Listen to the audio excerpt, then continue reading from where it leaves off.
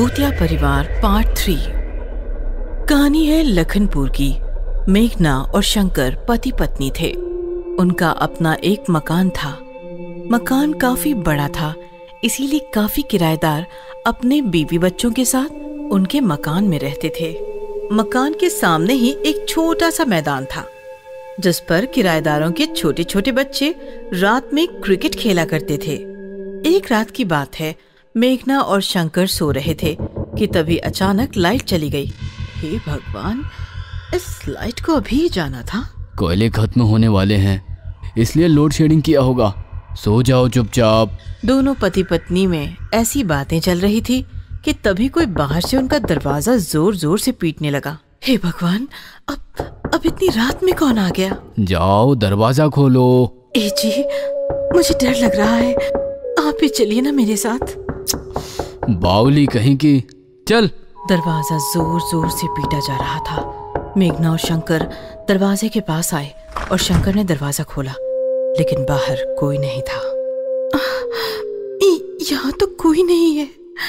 जरूर कोई मस्ती कर रहा होगा, चलो चलकर सो जाते हैं। ऐसा कहकर दोनों दरवाजा बंद करके फिर से बेडरूम में आकर सो गए। जैसे ही दोनों की आंख लगी, फिर से कोई दरवाजा पीटने लगा, लेकिन इस बार दोनों ने भी वही आवाज नजरअंदाज कर दी। दूसरे दिन की सुबह हुई और जैसे ही मेघना ने दरवाजा खोला, एक परिवार सामान के साथ बरामदे में बैठा था। मेघना को देखकर एक आदमी, एक औरत और एक छोटा सा बच्चा उठकर खड़ा हो गया। बहन जी, हम बहुत दूर से आए हैं। ये मेरी पत्नी है और ये मेरा बेटा। हमें किराए पर कमरा चाहिए था। एक भी कमरा खाली नहीं है। एक कमरा है अब, लेकिन उसमें हमारा सामान है, वो हम हटा नहीं सकते। उसमें रह पाओगे? जी चलेगा। हमें कौन सी आलीशान मकान में रहने की आदत है, जंगल से ही तो आए हैं। मतलब? चुप रहो, कुछ भी बक देती हो। बहन जी, वो कहना चाहती है कि हम बहुत ही छोटे जंगली इलाके वाले गांव से हैं। फिर मेघना ने उनको कमरा दिखाया। कमरे की हालत काफी खराब थी, बहुत सारा सामान भी भरा पड़ा था, लेकिन उस परिवार ने कमरा पसंद कर लिया और किराया लेकर मेघना वहां से निकल आई। मेघना रंगोली का सामान लेकर आई और आंगन में रंगोली बनाने लगी। जैसे ही उसने चुटकी में रंगोली लेकर जमीन पर छोड़ी, वो रंगोली जमीन पर पड़ी ही नहीं, पता नहीं कहाँ गायब हो गई। मेघना बार बार रंगोली छोड़ रही थी और रंगोली जमीन पर गिरने से पहले ही गायब हो रही थी, क्योंकि मेघना के नए किराएदार कमरे में बैठकर वो रंगोली खींचकर खा रहे थे। माँ, ये क्या है? बहुत ही टेस्टी है। इंसानी दुनिया का नमक है शायद। मेघना ने लगभग 5 किलो रंगोली छोड़ी और वो सारी रंगोली किराएदार परिवार खा गया। और जैसे ही उनका पेट भर गया, सब में जान आ गई और देखते ही देखते तीनों भी इंसानी शरीर छोड़कर भयानक भूत बन गए। ये था शिकार की तलाश में जंगल में इंसानी दुनिया में आया हुआ भूतिया परिवार। ऐसा लग रहा है कि उस औरत को उठाकर वहीं आंगन में कच्चा चबा जाऊं। अरे बावली, वो औरत तो बस हड्डियों की दुकान है। असली मजा तो किराएदारों के गोल मटोल कच्चे कच्चे बच्चों में है। भूत पापा, मुझे तो एक भी बच्चा नहीं दिखाई दिया। कहीं हम गलत मकान में तो नहीं आ गए? भूत बेटा, इंसानी बच्चे भी भूतों की तरह दिन भर सोते हैं और रात भर जागते हैं।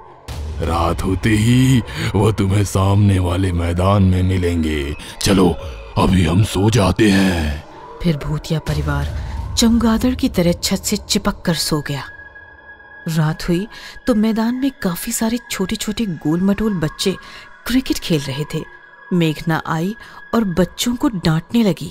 अरे हंगामा मत करो, चले जाओ अपने अपने घर, सो जाओ और हमें भी सोने दो। भूतों की तरह रात भर जागने का इरादा है क्या? लेकिन बच्चे खेलते ही रहे और मेघना परेशान होकर निकल गई। तभी भूत बच्चा इंसानी रूप में उसके पास आ गया और सबसे मीठी मीठी बातें करने लगा। हाँ, मैं भी किराएदार ही हूँ। आज ही तुम्हारे वाले मकान में रहने आया हूँ। अब हम रोज खेला करेंगे।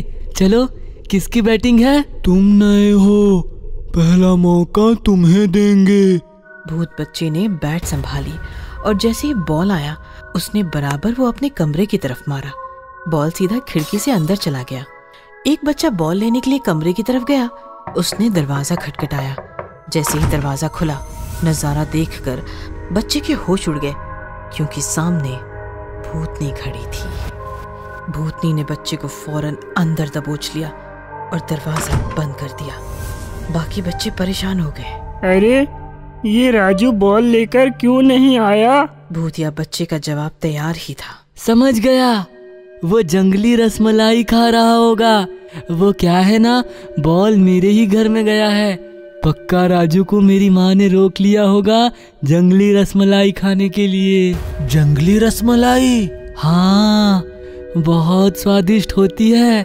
चलो, हम सब भी खाकर आते हैं, बाद में खेलेंगे।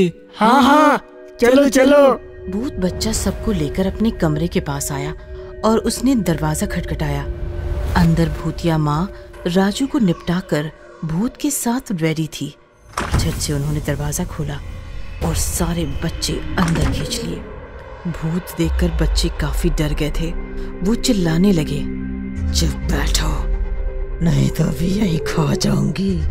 सारे बच्चे डर के मारे शांत हो गए। भूत बच्चा भी अब अपने असली रूप में आ गया और पूछने लगा, इन सबको यही खाना है ना? नहीं, जंगल ले जाकर खाएंगे। ये गलत है। आप दोनों ने राजू को निपटा दिया। मैं भूखा प्यासा शिकार लेकर आया तो अब मुझसे ही। भूत बेटा, राजू को मैं नहीं, तुम्हारी भुक्कड़ माँ खा गई। और भूत बेटा, अब हमारा यहाँ रहना ठीक नहीं।